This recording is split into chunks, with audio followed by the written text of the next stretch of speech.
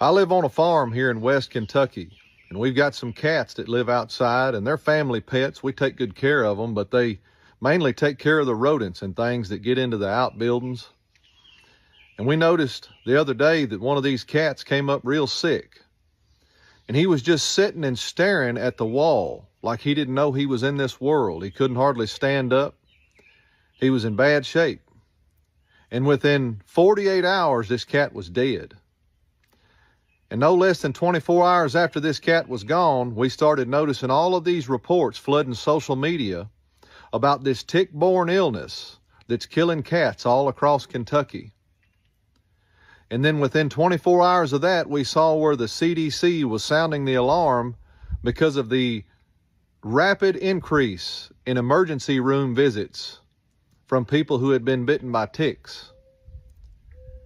Now, I know there's a lot of people talking about how this is bobcat fever and all of this, but I'm going to tell you right now, the Lord's blessed me with 41 years on this earth.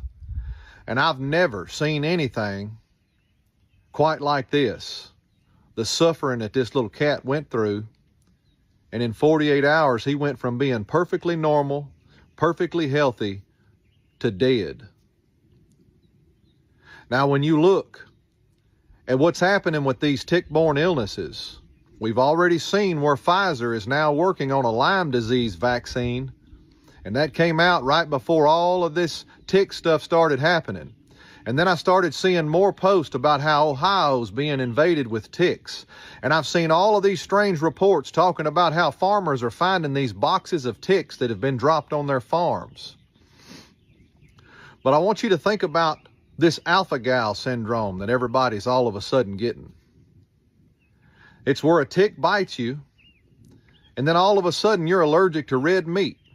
And I mean allergic. If you eat it, your throat will swell up and you'll die if you don't get to the emergency room. When in your life have you ever heard of anything like this happening to an animal from a tick bite, or to people from a tick bite?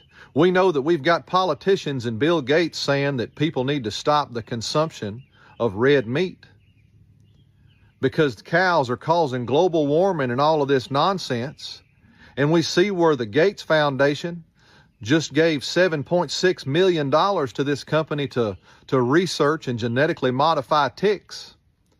Now, I know Google will tell you it wasn't for these kind of ticks, it was for that kind of ticks, but I'm telling you,